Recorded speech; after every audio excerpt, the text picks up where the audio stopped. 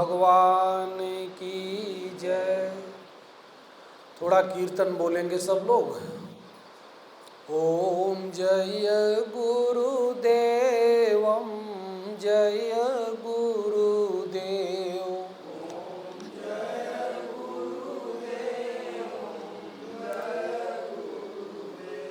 ओम जय गुरुदेवम जय गुरुदेव।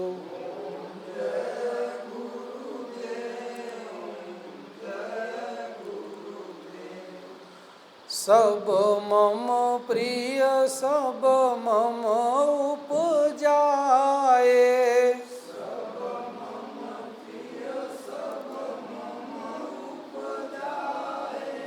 सब ते अधिक मनुज मोहि भाए।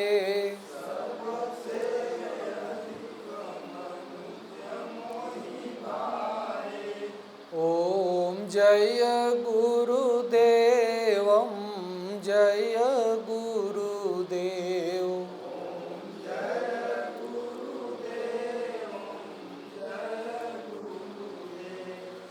अखिल विश्व यह मोर उपाया।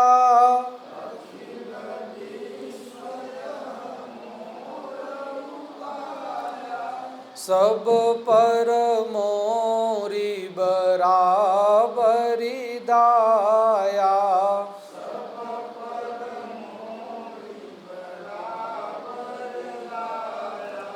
ओम जय गुरुदेवम जय गुरुदेव।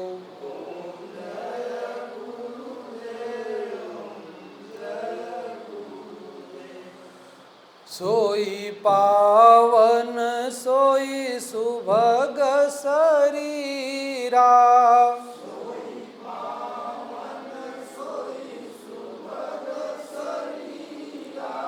जो तन पाई भजिय रघुबीरा।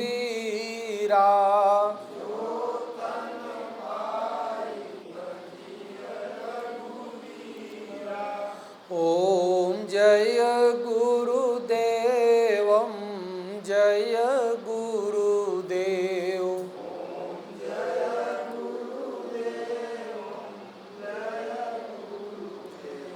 ओम श्री सद्गुरुदेव भगवान की जय। अब एक भजन हम सुना देंगे, आप लोग नहीं बोलेंगे। पाछे समुझ पड़ेगा भाई। पाछे समुझ पड़ेगा भाई। यहाँ आहार उदर भरी कीन्हें बहुविधि मांस पकाई। जीव जंतु बहु झटका मारे। यह ले खामत जाई। पाछे समुझ पड़ेगा भाई। पाछे समुझ पड़ेगा भाई।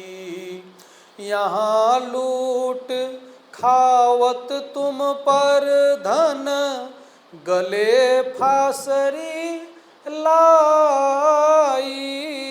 यहाँ लूट खावत तुम पर धन गले फांसरी लाई।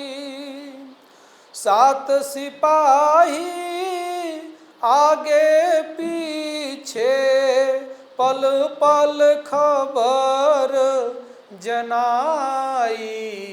पाछे समुझ पड़ेगा भाई। पाछे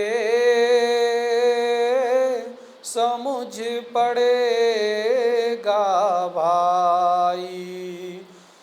यहाँ तो कीन्ही साधु की निंदा सातों जन्म गवाई,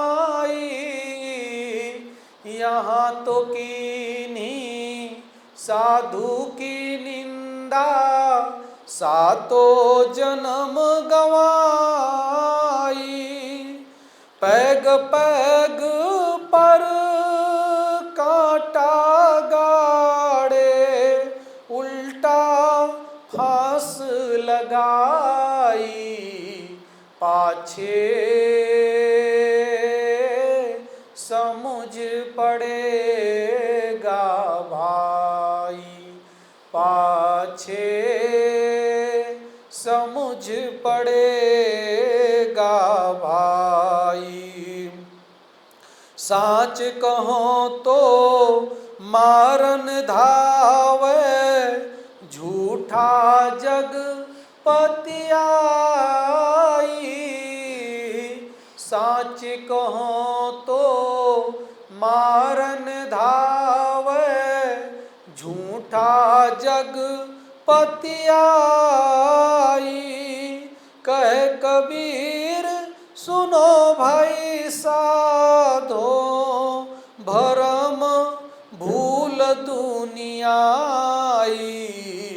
पाछे समझ पड़ेगा भाई, पाछे समझ पड़ेगा भाई। ओम श्री सद्गुरुदेव भगवान की जय। इस संत कबीरदास जी का भजन है। संतों ने समय समय पर मनुष्य को भगवान के बारे में, भगवान के महत्व के बारे में समझाने का प्रयास किया, और उसमें जो समझने वाले थे वो समझे, जो नहीं समझने वाले थे वो अपने मस्ती में जी रहे हैं। दुख पड़ा सुख पड़ा जो उनको समझ में आता है उसी मस्ती में चलते हैं। लेकिन संतों ने, जब कोई संतों के पास गया तो उन्होंने भगवान क्या है, पाप क्या है, पुण्य क्या है, सत्य क्या है, धर्म क्या है, न्याय क्या है, अन्याय क्या है, इसके बारे में जो भी उनके पास गया उसको उन्होंने बताया। और जिसका पुण्य प्रताप होता है वही वास्तविक संत के पास पहुंचता है। नहीं तो दुनिया में बहुत जगह पहुंच जाएगा, लेकिन संत के पास पहुंचने के लिए आपके पास पूंजी होना चाहिए। तो पूंजी माने 10-20 लाख पैसे का नहीं, पूंजी का मतलब होता है पुण्य रूपी पैसा। आपके पास में ये नोट वाला पैसा हो या न हो, लेकिन पुण्य वाला पैसा है तो संतों के यहाँ और भगवान के दरबार में आपकी कीमत है। सबरी की, मीरा की, बुद्ध की, महावीर की, सब फकीर होके उसके पास पहुँचे। कोई धन लेके थोड़ी गया भगवान के पास। तो भगवान के पास धन लेके जाके यहाँ नाम कमा सकते हो, यहाँ तुम्हारा वाहवाह हो सकता है, लेकिन वहाँ फाइल में पुण्य ही लिखा जाएगा। ये पैसा कागज वाला, सिक्का वाला नहीं लिखा जाएगा।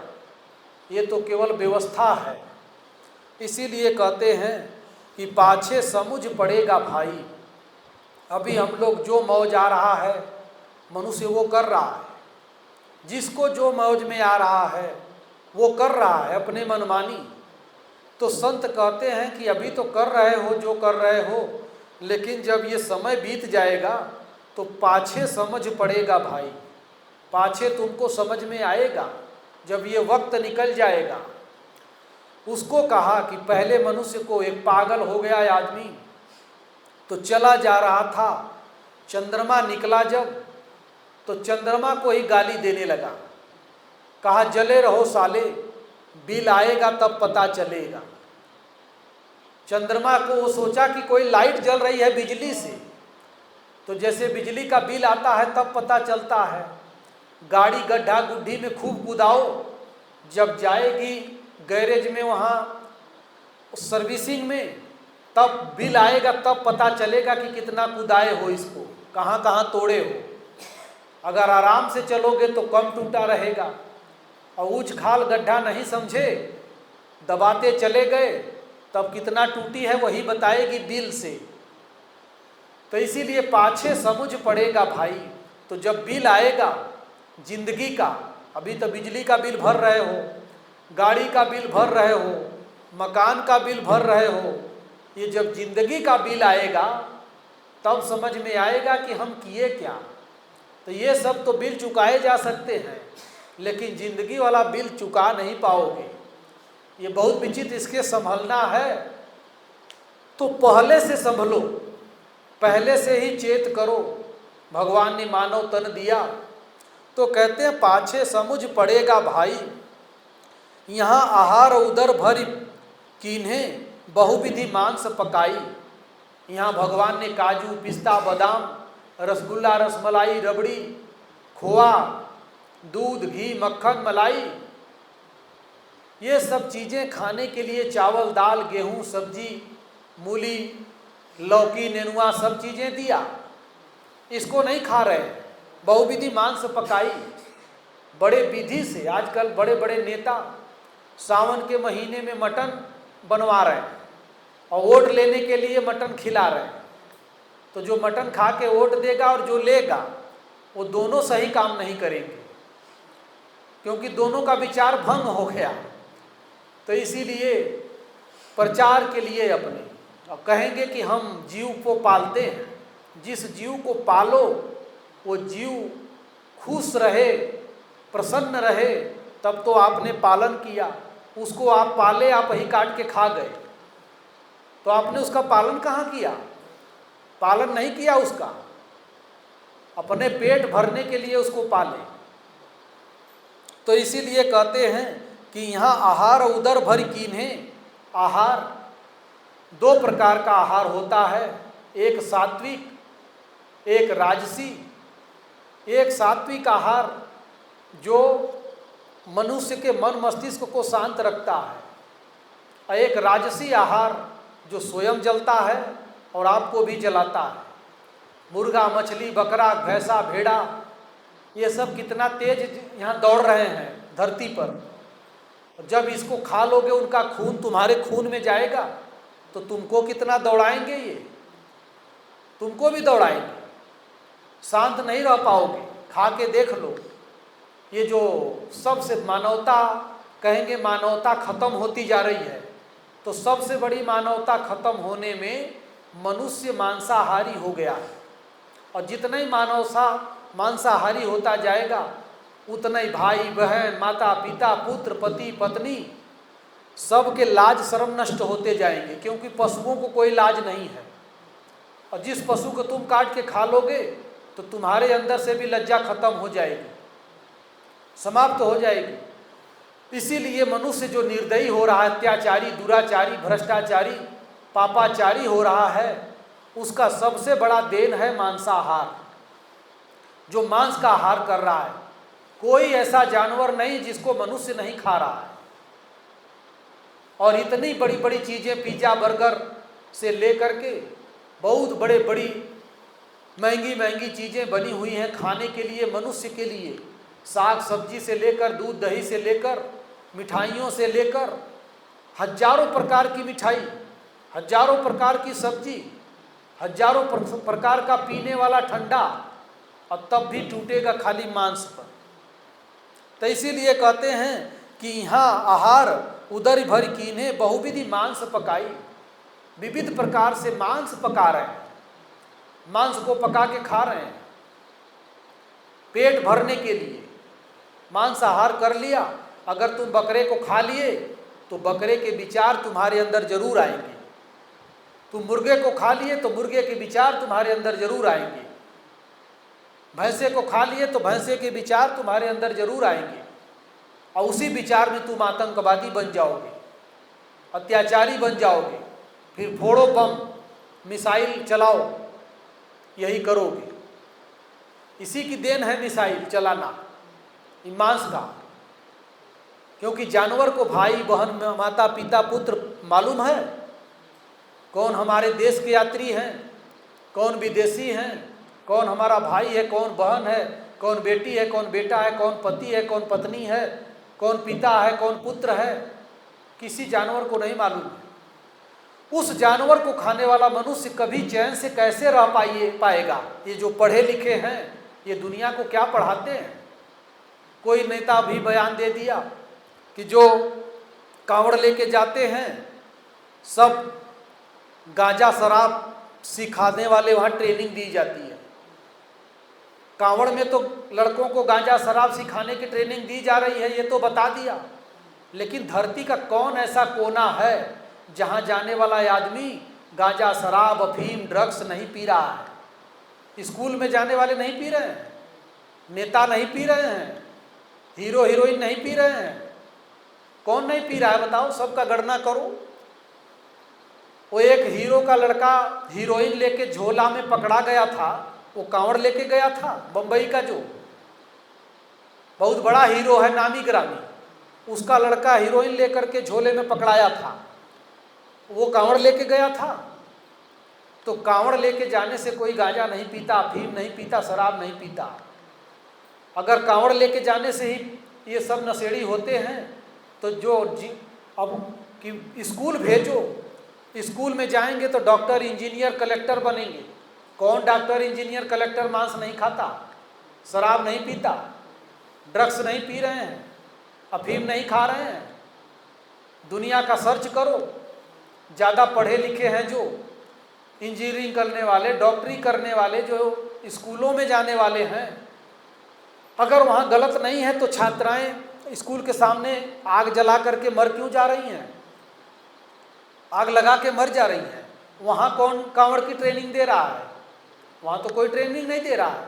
ये भारत का सांस्कृतिक कार्यक्रम है, ये कांवड़ लेके जाना, होली मनाना, दिवाली मनाना, ईद मनाना, बकरीद मनाना, ये जो भी चीज़ें हैं ये सांस्कृतिक कार्यक्रम है, ये प्राकृतिक कार्यक्रम है। इसका भगवान से कोई लेना देना नहीं है और न ये कोई धर्म है, ये संस्कृति है, ये परंपरा है।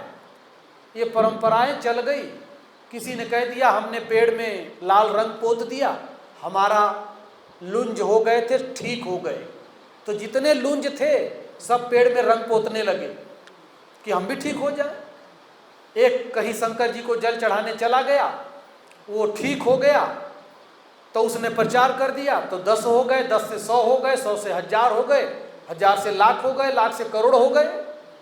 तो ये सांस्कृतिक कार्यक्रम न हुआ, ये तो धार्मिक कोई धर्म से इसका मतलब ही नहीं है। ये प्राकृतिक सांस्कृतिक कार्यक्रम है। जितने त्योहार हैं इसका धर्म से कोई लेना देना नहीं है। धर्म भीतर है, धर्म प्रैक्टिकल है और ये सब थ्योरी है, ये प्राकृतिक थ्योरियाँ हैं। इसलिए किसी को दोष देना कि कांवड़ में जा रहे हैं तो शराब और गांजा की ट्रेनिंग दी जा रही है। कहाँ ट्रेनिंग नहीं दी जा रही है ये बताओ। तुम नेता हो, तुम्हारा लड़का नहीं पीता, तुम नहीं पीते हो, 6 बजे शाम से 9 बजा दे रहे हो, लेके बोतल बैठ रहे हो। तो कौन नहीं पी रहा है? तुम तो कांवड़ लेके नहीं गए। ये हीरो एक जो लड़का उसका पकड़ाया था वो कांवड़ लेके कहाँ गया था? वो तो यात्रा कर रहा था, उसके बैग में हीरोइन पकड़ाई थी, वो तो कांवड़ लेके नहीं गया था। तो इसलिए कांवड़ लेके जाने वाला जरूरी नहीं कि गांजा पी रहा है और वहाँ ट्रेनिंग दी जा रही है। जहाँ मनुष्य है अपने विचारों के अनुसार वो हर जगह ट्रेनिंग ले रहा है। नेता तो कांवड़ लेके नहीं जाते, हीरो हीरोइन कांवड़ लेके नहीं जाते। ये सब जितने भी डॉक्टर इंजीनियरिंग करने वाले छात्र हैं ये कांवड़ लेके नहीं जा रहे हैं, स्कूल में पढ़ ही न रहे हैं। क्या ये पीते हुए नहीं मिलते?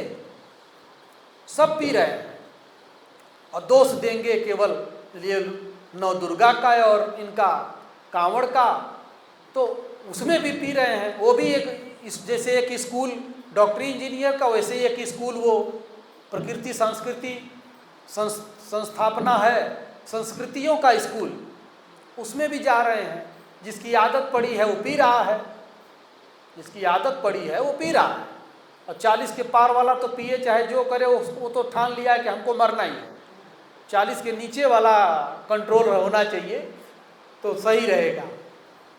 40 के ऊपर वाला तो ठान ही लिया है यह फेफड़ा फेफड़ा जाए जाने दो, तो उसको दिक्कत नहीं है। उसके नीचे वालों को सोचना, सावधान रहना चाहिए कि जो चीज़ हमको हानि करे वो हम यूज ना करें।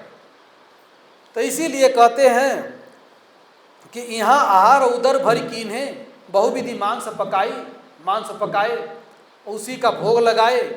जीव जंतु बहु झटका मारे, यह लेखा मत जाई। जो जीव जंतुओं को काट रहे हैं, कह रहे हैं कि ये लेखा जोखा भगवान के पास न जाए, इसको रोक दो। कैसे रुकेगा? लिखे रहते हैं ना, जहाँ मीट की दुकान रहती है, झटका मीट, मतलब तुम्हारे सामने काट के तब देंगे। तो आज जिसको तुम काट रहे हो, कल तुमको वो भी काटेगा। तो इसीलिए जीव जंतु बहु झटका मारे, यह लेखा मत जाई। ये लेखा जोखा नहीं, तो ये करने से पहले संभल जाओ, पाछे समुझ पड़ेगा भाई। अभी तो काट रहे हो, उड़ा रहे हो, जिस दिन डॉक्टर कह देंगे कि लीवर खत्म, तब हिसाब समझ में आएगा। तब डॉक्टर 25 लाख का बिल बनाएंगे, तो पाछे समुझ पड़ेगा भाई।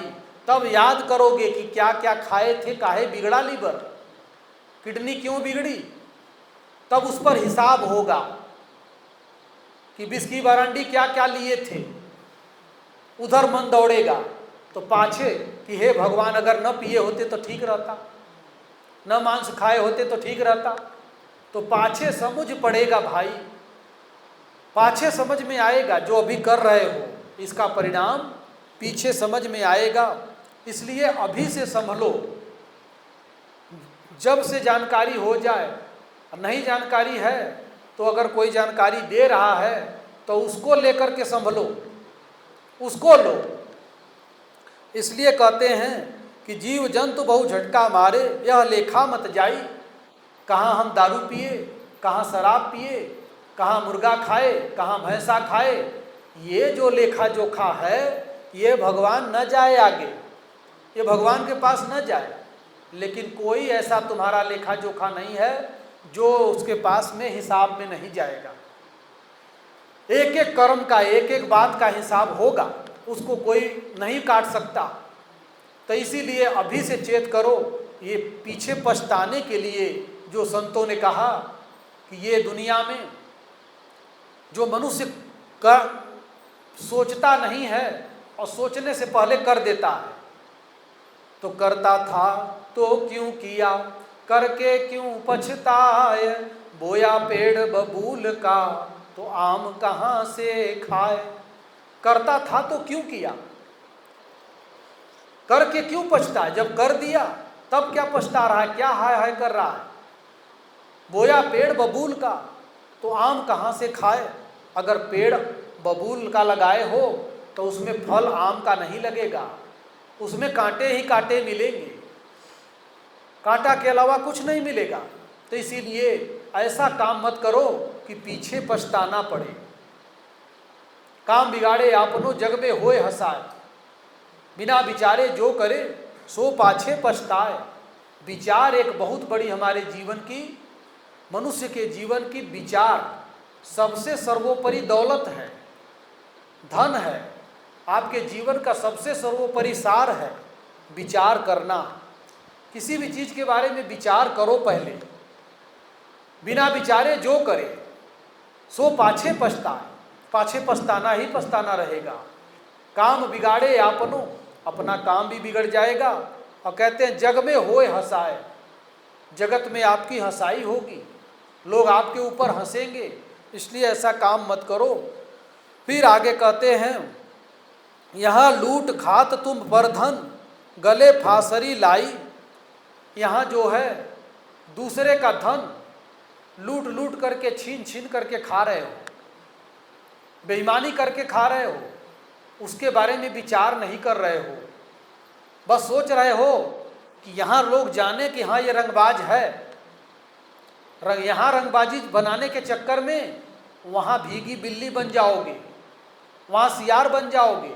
यहाँ जरूर शेर बन लो, पैसा के बल पर, राइफल के बल पर, गुंडे के बल पर बन जाओ, लेकिन जब वहाँ जाओगे तो यहाँ तो हिसाब तगड़ा, लेकिन वहाँ हिसाब जीरो। इसीलिए वहाँ के लिए भी प्रयास करो, आगे भी यात्रा करना है, केवल यही आपका जीवन नहीं है। इसलिए कहते हैं यहाँ लूट खात तुम परधन गले फांसरी लाई। इसीलिए संतों ने कहा, रामचरितमानस में भी कहते हैं कि धन पराय विष ते विष भारी। दूसरे का धन विष से भी बड़ा विष होता है, जहर से भी बड़ा जहर है दूसरे का धन। अगर दुनिया में किसी दूसरे का धन, अपने हिस्सा का, अपने भाग्य का, अपने तकदीर की रोटी खाओगे तो तीनों लोकों में सुखी रहोगे, और दूसरे का छीन के खाओगे तो तीनों लोकों में दुखी रहोगे, जलते रहोगे, परेशान रहोगे। इसलिए अपने भाग्य का खाओ, दूसरे का चोरी बेईमानी, किसी का लूट मत करो। यही कहते हैं कि यहाँ लूट खात तुम परधन गले फांसरी लाई। जो दूसरे का धन खा रहे हो, ये गले में फांसी के फंदे समान है। धन पराव विष ते विष भारी, जननी सम जाने ऊपर नारी। ये संत रामायण में कहते हैं कि दूसरे का धन विष से, जहर से भी बड़ा जहर है, लेकिन लोग दूसरे के धन को अमृत समझ लेते हैं, और जबकि वो विष है। क्यों? क्योंकि विचार नहीं करते। इसलिए विचार करना पड़ेगा। जो विचार करेगा तो समझ में आ जाएगा कि नहीं, हमको दूसरे का धन नहीं लेना है, दूसरे का हिस्सा नहीं लेना है। भाई भाई अपना अपना हिस्सा खाए तब तो ठीक है, और नहीं अगर भाई भाई का हिस्सा मार दिया तो एक न एक दिन फंसेगा जरूर। वही जो हिस्सा मारा है वो हिस्सा ही उसको खा जाएगा, उसको जीने नहीं देगा। इसलिए कहते हैं कि यहाँ लूट धन पर धन खायो गरे फांसरी लाई। सात सिपाही आगे पीछे पल पल खबर जनाई। सात सिपाही आगे पीछे, रूप रस गंध शब्द स्पर्श मन और बुद्धि, ये पांच, यही सात सिपाही हैं। पांच वो, दो ये, यही सात सिपाही हैं। ये एक एक पल का हिसाब रख रहे हैं, आपके पीछे पीछे चल रहे हैं, आपके साथ साथ चल रहे हैं। तो सात सिपाही आगे पीछे पल पल खबर जताई। पल पल की खबर, यहाँ असुर आते हैं तो वो कहते हैं पल पल की खबर हम रखते हैं। आसुरी प्रवृत्ति के लोग जो व्यक्ति हैं, तो कहीं आश्रम संत महात्मा हैं तो विद्रोही है तो बोलेगा कि हमको पल पल का खबर है, कहाँ जा रहे हो, क्या खा रहे हो, क्या पी रहे हो। तो पल पल का उनका तो खबर रख लिया, लेकिन अपना खबर नहीं रख रहा है। असुर का यही काम होता है। असुर दूसरे की खबर 100% रखेंगे, अपनी खबर 1% भी नहीं रखेंगे। यही पहचान है। आसुरी प्रवृत्ति का व्यक्ति अपनी खबर कभी 1 पॉइंट नहीं रखता, और दूसरे की खबर 1000% रखता है। सारी खबर वहीं तक रहेगा, उसके आगे नहीं जाएगा। तो इसलिए कहते हैं यहाँ तो की नहीं, और फिर आगे सात सिपाही आगे पीछे पल पल खबर जनाई। सात सिपाही, भगवान ने यही आपके बॉडी के अंदर ही चिप लगा दिया है। जैसे हेलीकॉप्टर, हवाई जहाज में ब्लैक बॉक्स मिल रहा है ना, ऐसे ही सिपाही चिप लेके बैठे हैं। सोच रहे हैं लोग कि अब दरवाज़ा बंद हो गया, कोई नहीं है। झाड़ी में हम बैठ गए, अब कोई नहीं है यहाँ। कहीं पानी में चले गए, वहाँ कोई नहीं है, ये सोच रहे हैं। लेकिन जो ब्लैक बॉक्स लगा है यहीं भीतर है। जब हेलीकॉप्टर जलेगा तो वो हिसाब देगा, सब देगा, सारा हिसाब देगा। अभी एक घटना हुई है अहमदाबाद वाली ना, तो उसमें हेलीकॉप्टर गिर गया, 242 लोग थे, तो उसमें ब्लैक बॉक्स मिला। अब वो बता रहा है कि किसकी चूक से घटना हुई। सब कुछ जल गया लेकिन वो ब्लैक बॉक्स बच गया। ऐसे ये बॉडी जल जाएगी, लेकिन भगवान कितना, ये जो हेलीकॉप्टर बनाने वाला, हवाई जहाज बनाने वाला कितना चालाक है कि एक ब्लैक बॉक्स उसमें फिट कर दिया है कि कौन चिल्लाया, क्या हल्ला हुआ, कौन बोला, सारी रिकॉर्डिंग हो रही है। और वो मालिक कितना चालाक है, वो क्या फ्री फंड छोड़ दिया है, सारा जीपीआरएस यहीं फिट किया है। वो सबका हिसाब दौड़ा के थोड़ी देख रहा है, यहाँ जान रहा है। जैसे गाड़ी होती है ना, मालिक गाड़ी में चिप लगा देता है जीपीआरएस वाला, अब ड्राइवर कहाँ लेके जा रहा है वो मालिक सब यहीं बैठे बैठे देख लेता है। उसको मालूम होता है कि मेरी गाड़ी कितनी दूरी पर है, कितनी चली। ऐसे ही जो ऊपर वाला मालिक है ना, वो ये मनुष्य के बॉडी में, हर जीव के अंदर वो चिप लगा करके फ्री फंड बैठा हुआ है। जहां उसके पास जाओगे एक बटन दबाएगा, सारी फाइल खुल जाएगी। ये मत सोचो कि हम आड़ में हैं, सारी फाइल उसके पास में है, एक ही बटन दबाना है उसको। तब फिर किस किस गली में घूम रहे हैं, कहाँ कहाँ जा रहे हैं, क्या क्या कर रहे हैं, सारी फाइल खुल जाएगी। तुम्ही को खड़ा कर देगा कि देख ले बेटा, कितना नंबर देना है दे। तब पता चलेगा कि अरे हम तो सोचे थे हम सब आड़ में कर रहे हैं, ये सारी फाइल तो इनके पास है। तो वो मालिक बहुत चालू है, सबके भीतर चिप लगी है, सारी रिकॉर्डिंग हो रही है। यही 7 सिपाही, 5 तत्व रूप रस गंध शब्द स्पर्श मन और बुद्धि, ये सातों सिपाही सबके साथ लगे हुए हैं, आगे पीछे हैं, आपसे दूर नहीं हैं। तो 7 सिपाही आगे पीछे पल पल खबर जनाई, पल पल की खबर उस मालिक को हिंट कर रहे हैं कि ये कहाँ हैं, किधर जा रहे हैं, सब चीज़ दे रहे हैं। फिर कहते हैं यहाँ तो कीन्ही साधु की निंदा, सातों जन्म गंवाई। यहाँ आकर के ये मानव तन पा करके, कोई बाबा कोई कहे अभागा, बातें कड़वी मीठी, कोई कहे मेरे भाग जगे हैं, कोई निकाले त्रुटि, गुरु मोहि अजब पिलाई बूटी। तो यहाँ तो कीन्ही साधु की निंदा, अगर साधु की निंदा करने लग गए तो सातों जन्म गंवाई, 7 जन्म बर्बाद हो गया। निंदा का मतलब कि कोई हम गलती नहीं किए हैं, लेकिन तुम्हें जलन है तो तुम षड्यंत्र बना करके हमारी बुराई कर रहे हो, इसका मतलब होता है निंदा। और जो गलती किया है अगर वो कहते हो तो उसका मतलब होता है समस्या को रखना, और उस समस्या का समाधान क्या है। तो इसीलिए यहाँ तो कीन्ही साधु की निंदा, सातों जन्म गंवाई, पग पग पर कांटा गाड़े, उल्टा फांस लगाई। अगर साधु की निंदा करते हो तो कहते हैं कि वो पग पग पर कांटा, तुम्हारे अपने लिए कांटा तैयार कर रहे हो। साधु की निंदा में मत जाओ, निंदा किसी का नहीं करना चाहिए, साधु का तो मान लो भूल के भी नहीं करना चाहिए। अगर निंदा कर रहा है कोई तो उसके लिए कहा कि अगर आप अपने लक्ष्य से भटक गए तो आपकी निंदा हो गई, अगर आप अपने लक्ष्य पे पहुंच गए तो आपकी स्तुति होगी, तारीफ होगी। दोहा सारा दुनिया पढ़ता है कि निंदक नियरे राखिए, आंगन कुटी छवाए, बिन साबुन पानी बिना निर्मल करे शोभाए। लेकिन थ्योरी भर पूरी दुनिया रट ली, प्रैक्टिकल आज तक पांडे जी किसी ने किया? कोई निंदक को अपने दरवाजे पर कमरा बनवा के रखा है? न रखा है न रखेगा। ये केवल थ्योरी है, प्रैक्टिकल में नहीं आएगा, कभी नहीं होगा। जो निंदा करता है आदमी उससे दूर हो जाता है। ये तो केवल कह दिया कि निंदक नियरे राखिए, नियरे कौन रखता है? आप जान जाएंगे कि हमारा ड्राइवर हमारी बुराई कर रहा है तो तुरंत ड्राइवर को उतार देंगे कि भाई तू अपना रास्ता देख, हट जाएगा, वो हटाना पड़ेगा, नहीं रख सकते आप। जो भी जान गए शिवाजी महाराणा प्रताप, झांसी की रानी, क्रूर कर्मी दुराचारी, उनका बहुत नज़दीकी बन गए और बाद में उन्हीं की सूचना सब अंग्रेजों को दे देते थे, मुगलों को दे देते थे। महाराणा की शिवाजी की सूचना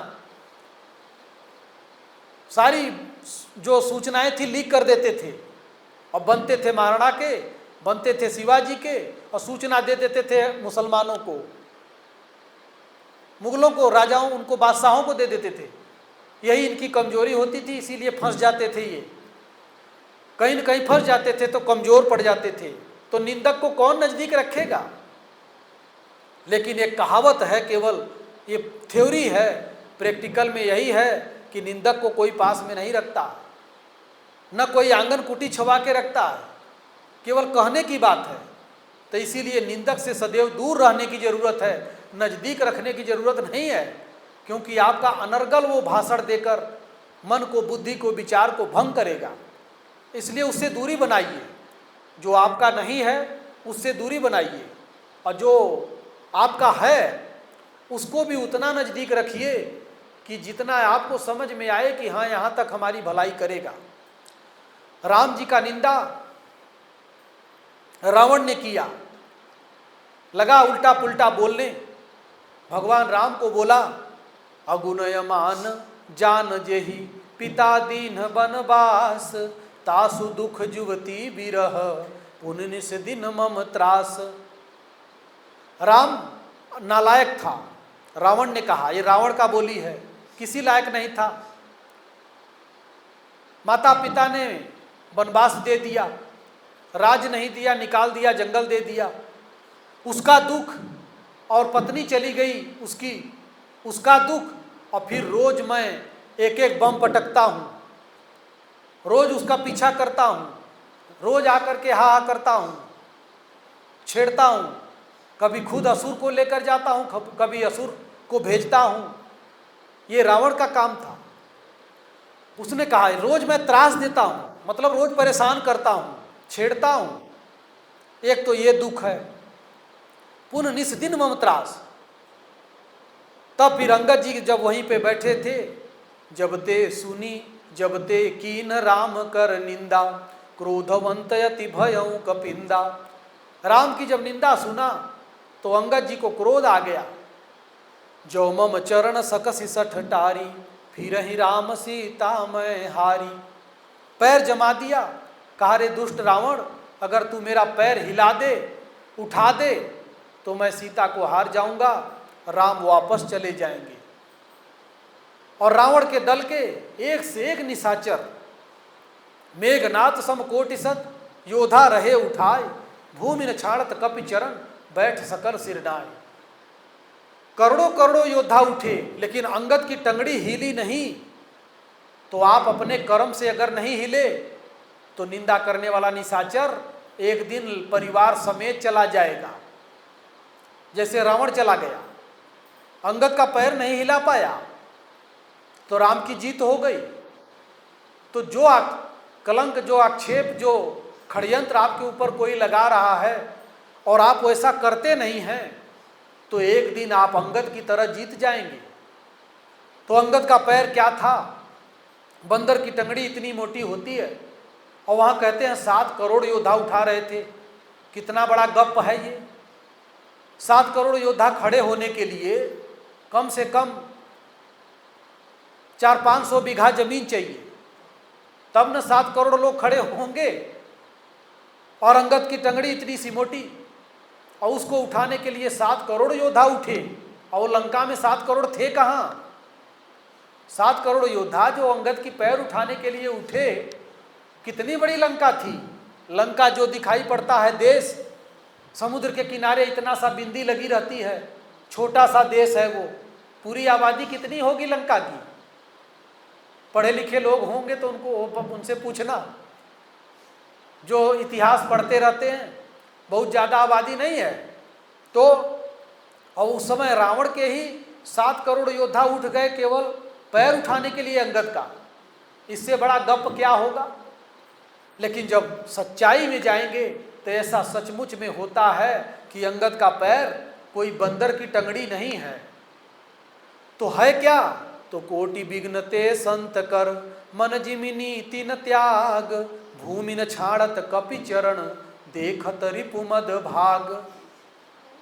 करोड़ों प्रकार से संत का मन कोई लाख विघ्न डाले, लाख परेशान करे, लेकिन नीति का त्याग न करे। संतों की अपनी नीति होती है, एक उनका बाना होता है। कोई संत का कोई बाना, कोई संत का कोई बाना। एक संत थे, तो जब कोई भक्त जाए कह दे कि महाराज आज प्रमोशन हो गया, तो कहें उसकी मौज से अच्छा हुआ।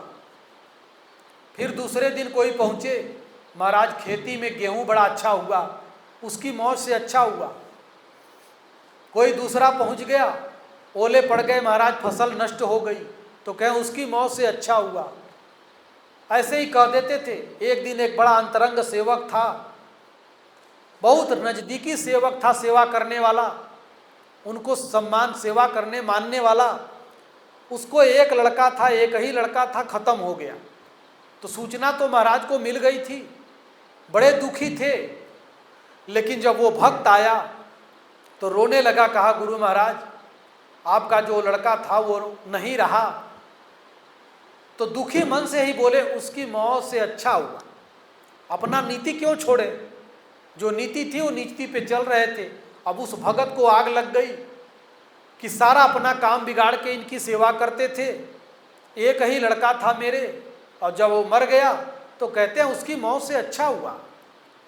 कल इनका गर्दन नहीं काट दिए तो हम मनुष्य नहीं। जानता था, साधु लोग जंगल में रहते थे, तो जंगल झाड़ी में दो तीन किलोमीटर भजन करते करते धीरे धीरे सुबेरे पैदल चल देते थे कमंडल में पानी लेकर। फिर वहाँ झाड़ी की तरफ शौच हो करके नित्य क्रिया करके चले आते थे। तो रोज का सेवक था, जानता था, फरसा लिया, फरसे में धार लगाया, लेके वहीं झाड़ी के यहाँ बैठ गया कि यहीं आएंगे शौच के लिए तो मारूंगा फरसे से, गर्दन कट जाएगी, तब देखेंगे। इतने कृतज्ञ होते हैं महात्मा लोग, हमारा सर्वनाश हो गया और ये कह रहे हैं उसकी मौत से अच्छा हुआ। जा रहे थे महात्मा भजन के, आधी आँख खुली आधी बंद, अरहर का खेत कटा हुआ था, खूटियाँ निकली थी इतनी बड़ी बड़ी पैनी पैनी। जब उसको पार होने लगे, पार हो ही चले थे, झाड़ी के नज़दीक पहुँची चले थे, एक खूटी पैर में लगी, इस पार से उस पार हो गई, मार खून ही खून बहने लगा। पैर पकड़ करके बैठ गए, कराहने लगे, आ करने लगे। जब देखा वो भगत झाड़ी में तो बैठा था, कहा यार ये तो लगता है इनको महाराज को खूटी लग गई, और देख लिया कि खून खूब बह रहा है। तब सोचा कि अब फरसा छिपा करके अब चल के पूछता हूँ उसकी मौत से कैसा हुआ। तो गया तुरंत, पूछा अरे महाराज आपको तो खूटी लग गई। बोले हाँ बेटा, उसकी मौत से बहुत बहुत बहुत अच्छा हुआ। बोले क्या अच्छा हुआ? टेटनेस हो जाएगा तो बेहोश होके मर जाओगे, और घाव भी ठीक होगा तो 6 महीने में ठीक होगा। क्या अच्छा हुआ? बोले बेटा खूटी लगी, घाव तो कम से कम ठीक हो जाएगा, चोरी होती है तो कुछ बच जाता है, आग लगती है तो कुछ नहीं बचता। तो मेरे यहाँ चोरी हुई है, आग नहीं लगी है, मेरी गर्दन कटने वाली थी, ये खूटी लग करके गर्दन बच गई है। तब वही गर्दन काटने जा रहा था। उसने कहा अरे गुरु महाराज आपको कैसे पता? मैं ही गर्दन काटने के लिए बैठा था। फरसा ले आया, देखो ये फरसा, फावड़ा लेकर के आया। महाराज बोले काट गर्दन। कहा नहीं महाराज मैं अब नहीं काटूंगा। तू बेटा का गर्दन नहीं काटने आया था, काल तेरे भीतर प्रेरणा करके तुझे ला करके मेरी गर्दन काट। मुझे भगवान 1 वर्ष से बता रहे थे कि तुम्हारी गर्दन कटने वाली है, गर्दन कटने वाली है, लेकिन बेटा अब खूटी लग करके गर्दन बच गई, अब मैं और भजन कर लूँगा, और कुछ दिन भजन कर लूँगा। तब फिर गुरु महाराज को साथ में लेकर के चला गया कुटिया में, फिर सेवा करने लगा। तो नीति कोटि विघ्न ते संत कर, मन जिमि नीति न त्याग, भूमि न छाड़त कपि चरण, देखत रिपुमद भाग। करोड़ों करोड़ों विघ्न पड़ने पर संत का मन अपनी नीति से अलग नहीं होता, नीति नहीं छोड़ता। वही है अंगद का पैर। अगर आप नीति नहीं छोड़ेंगे तो चाहे रावण निंदा करे, चाहे दुर्योधन निंदा करे, चाहे कर्ण निंदा करे, एक दिन ये सब बैक हो जाएंगे, सब अपने अपने राजकाज में भूलेंगे, और आप अपने लाइन पर चलते रहोगे तो एक दिन पूर्ण हो जाओगे। तो यहाँ तो कीन्ही साधु की निंदा, सातों जन्म गंवाई। अगर साधु की निंदा करने लग गए तो 7 जन्म बर्बाद हो जाता है। इसलिए किसी को दे नहीं रहे हो कुछ तो गाली भी मत दो। अगर दाना पानी नहीं दे रहे हो तो गाली भी मत दो। किसी की निंदा नहीं करना चाहिए, मतलब किसी के प्रति अपवाद। अपवाद का मतलब होता है जो कोई गलती न किया हो उसको बना के कहना, वो होती है निंदा। इसका पाप कभी क्षमा नहीं होता। गलती पर क्षमा है लेकिन अपराध पर दंड निश्चित है। अपराधी कोई होगा वो मारा जाएगा, गलती किया रहेगा तो बच जाएगा, माफ़ी हो सकती है लेकिन अगर अपराध करेगा वो कभी बचता नहीं है। तो इसीलिए खूब साधु का निंदा जो कर रहे हैं। हाँ, जो गलती किया है, अभी लोग पहले कुछ दिन पहले आसाराम को गाली देते थे, राम रहीम को गाली देते थे, बुराई करते थे अनावश्यक। वो किया है कर्म कुकर्म, वो जाने, हम उसके पाप का भागी क्यों बने। और इस समय एक ठो ऐसा पकड़ाया है छांगुर बाबा, ये हजारों आसाराम बराबर है, हजारों राम रहीम बराबर है अकेले। अभी पता नहीं कितने होंगे, इसका कोई गणना ही नहीं है। ये भारत में खाली अल्पसंख्यक के नाम पर छुप करके क्या से क्या हो रहा है, खाली वोट के लिए कोई सरकार इनको पकड़ती नहीं है, बस कि हमारे वोट बिगड़ जाएगा, अच्छे से काम नहीं करते। अब योगी महाराज जितना प्रयास कर लें, उन्हीं के कान में जब भनक पड़ती है तब पकड़ाता है। और जो नेता और वो अधिकारी लगे हुए हैं नीचे से ऊपर तक, वो कहें कबीर सुनो बनवारी, सबको नोट रगड़दारी, नोट सबको रगड़ देती है, तख्ता पलट देती है, पैसा फेंक दिए 1-2 करोड़, सब अधिकारी साइन कर दिए, हाँ कुछ नहीं, एकदम सही है।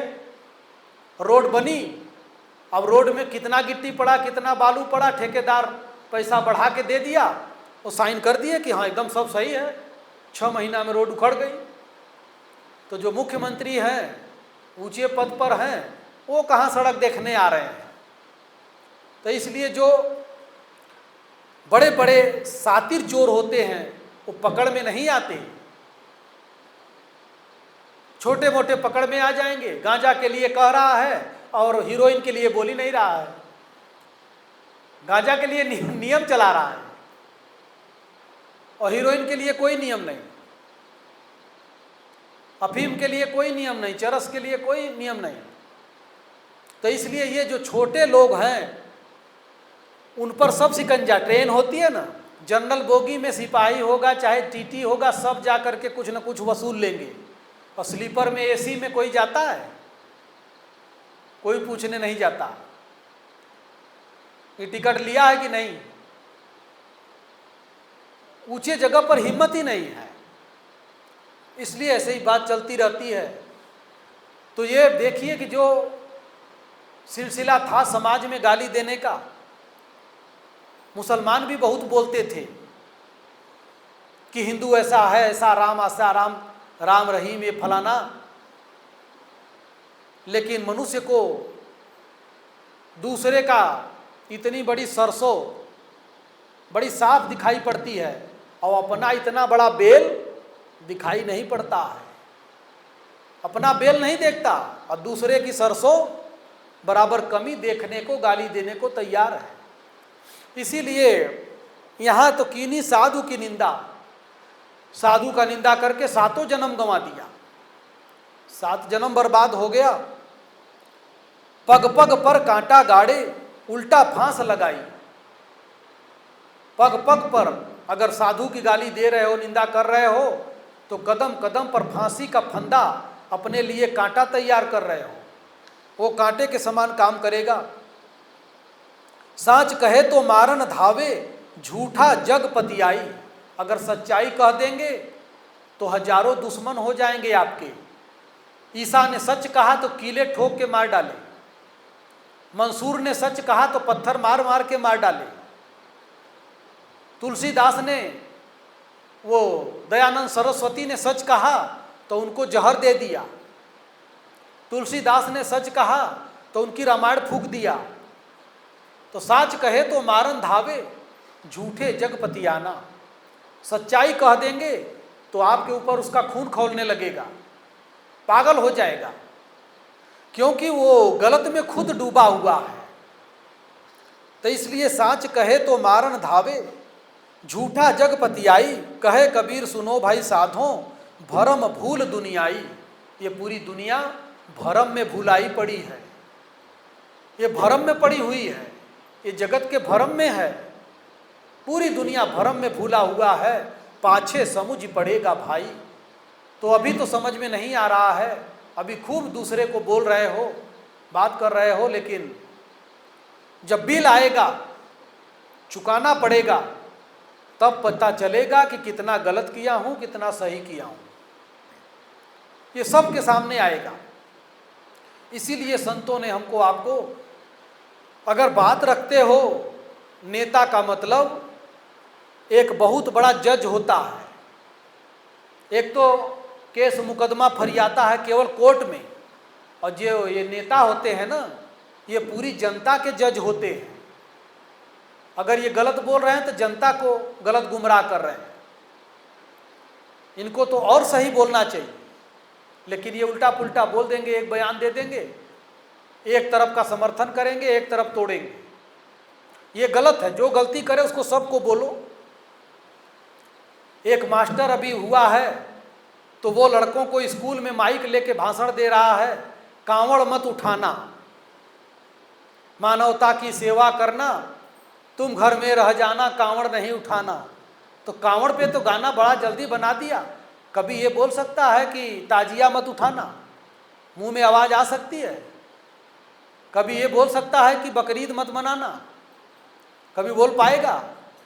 अगर हिम्मत है तो बोलो, गाना बना। तो किसी एक परंपरा पर, एक सांस्कृतिक कार्यक्रम पर उंगली उठाना, बोलना, ये गलत है। और टीचर है, मास्टर है, बच्चों को समझा रहा है, तो किसी एक संस्कृति को टारगेट करना ये सही नहीं है। अगर कर रहे हो तो हर संस्कृति को करो। ये परंपरा है समाज की। कोई ताजिया उठा रहा है, कोई कांवड़ उठा रहा है, कोई ईद मना रहा है, कोई होली मना रहा है, कोई बकरीद मना रहा है, कोई मुहर्रम मना रहा है, कोई रामनवमी मना रहा है। तो ये तो सांस्कृतिक कार्यक्रम है, इसका धर्म से कोई लेना देना नहीं, इसका भगवान से कोई मतलब नहीं है। ये मनुष्यों के सांस्कृतिक कार्यक्रम थे, सांस्कृतिक कार्यक्रम है, और यही रहेंगे। अगर टारगेट करना है, तुम गीत खूब सुनाओ, लेकिन कांवड़ का नाम लेके क्यों सुना रहे हो? अगर कांवड़ का नाम ले रहे हो तो एक आध नाम और ले लो, और नाम क्यों नहीं ले रहे? सभी बच्चों को सुधारो। मदरसा में क्या हो रहा है उस पर कभी पढ़ा सकते हो? बकरीद में क्या होता है उस पर बता सकते हो बच्चों को माइक में? कभी नहीं बता सकते। तो इस पे क्यों बता रहे हो? अगर कांवड़ बंद करा रहे हो तो ताजिया भी बंद कराओ,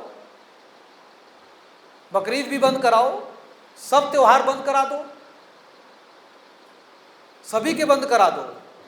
और नहीं, जो जिसके कर्म में डीएम एसपी बनना है वो बन जाएगा, और जिसके कर्म में नहीं बनना है वो नहीं बनेगा। सब डीएम एसपी थोड़ी बन जाएंगे। लड़ते हैं हजारों नेता और जीतते हैं कितने? एक ठो जीतता है। तो ऐसे ही डीएम एसपी सब थोड़ी बन जाएंगे। एक पुरानी कहावत है गांव देहात की कि सब गधा बैकुंठ जाएंगे तो लादी कौन ढोएगा? सब बैकुंठ चले जाएंगे तो लादी कौन ढोएगा? तो इसी प्रकार से सब लोग एक काम नहीं कर सकते। हर काम को हर व्यक्ति नहीं कर सकता। सबकी अलग अलग कैपेसिटी है। कुछ पढ़ेंगे, कुछ नहीं पढ़ेंगे, कुछ नौकरी पाएंगे, कुछ नहीं पाएंगे, कुछ धंधा करेंगे, कुछ करेंगे। ये सब चलता रहेगा। किसी को टारगेट मत करो। करो तो सबको करो, एक को टारगेट मत करो। एक परंपरा को, धर्म को तो कोई टारगेट कर ही नहीं सकता, लेकिन अगर टारगेट कर रहे हैं तो संस्कृति को कर रहे हैं, परंपरा को कर रहे हैं। तो यहाँ हर परंपरा के जब सेकुलर हो तुम, तो हर परंपरा के लोग हैं, तो कांवड़ भी चलने दो, ताजिया भी चलने दो, होली भी मनाने दो, मुहर्रम भी मनाने दो, सब चलने दो, जिसको जो मौज आ रहा है अपना करेगा, अपनी करनी पार उतरनी। इसीलिए पाछे समझ पड़ेगा भाई। तो अभी जो हम कर रहे हैं इसका रिजल्ट बाद में आएगा। हमने कितनी पढ़ाई किया, इसका रिजल्ट बाद में आएगा। इसलिए संतों ने कहा कि पहले ही बिना विचारे जो करे सो पाछे पछताए, काम बिगाड़े आपनो जग में होय हंसाए। तो विचार करके कोई भी काम करिए, खाना खाइए, पानी पीजिए, यात्रा करिए, क्या खा रहा हूँ, क्या पी रहा हूँ, क्या कर रहा हूँ, इसका विचार करिए। विचार करके तब लेंगे, खाएंगे, पिएंगे, चलेंगे तो शायद गलती नहीं होगी। अब विचार नहीं करेंगे, जो बनाया वो करेंगे तो गलती ही गलती होती जाएगी। इसीलिए विचारवान सदैव उन्नति के मार्ग पर जाता है और विचारहीन सदैव दुर्गति के मार्ग पर जाता है। तो हमेशा विचारों के साथ जीवन सीख लेंगे। विचारों के साथ बुद्ध जिए, महावीर जिए, कबीर जिए, तुलसी जिए, मीरा, राधा, रैदास, ये लोग विचारों के साथ जीवन जिए। तो जब हम लोग भी विचारों के साथ जिएंगे तब फिर एक दिन हमारी उन्नति होगी। विचारहीन होकर जिएंगे तो दुर्गति होगी। इसलिए जो काम कर रहे हैं इसके परिणाम के बारे में सोच लें कि अगर आज हम दारू पी रहे हैं तो इसका परिणाम कहाँ ले जाएगा, आज हम दूध पी रहे हैं तो इसका परिणाम कहाँ ले जाएगा, आज मांस खा रहे हैं तो इसका परिणाम कहाँ ले जाएगा, आज साग सब्जी खा रहे हैं तो इसका परिणाम के बारे में सोच के आदमी काम करेगा तो उससे गलतियां कम होंगी और वो सुखी रहेगा। इसलिए पाछे समझ पड़ेगा भाई, यहाँ आहार उदर भर कीन्हे, बहुविधि मांस पकाई, जीव जंतु बहु झटका मारे, यह लेखा मत जाई। तो सारा लेखा जोखा यही करने वाला है, ना कोई ऊपर है ना कोई नीचे है। इसलिए यहीं धरती पर सच्चे सद्गुरु के पास जाइए, खाना खाते, पानी पीते, स्नान करते ओम राम एक चुन लीजिए, उसका जाप करिए और गुरु को अपने दिल में बैठाकर ध्यान मूलम गुरुर मूर्ति, पूजा मूलम गुरु पदम, मंत्र मूलम गुरुर वाक्यम, मोक्ष मूलम गुरु कृपा। ध्यान का मूल है गुरु की मूर्ति। पत्थर की मूर्ति परंपरा है, गुरु की मूर्ति प्रैक्टिकल है। तो प्रैक्टिकल में आकर के अपने जीवन को अगर मोक्ष की ओर ले चलना है तो सच्चे सद्गुरु को पकड़ो, उनका दर्शन, उनकी वाणी, उनके मार्ग पे चलेंगे तो एक दिन मोक्ष निश्चित है। ओम श्री सद्गुरुदेव भगवान की जय।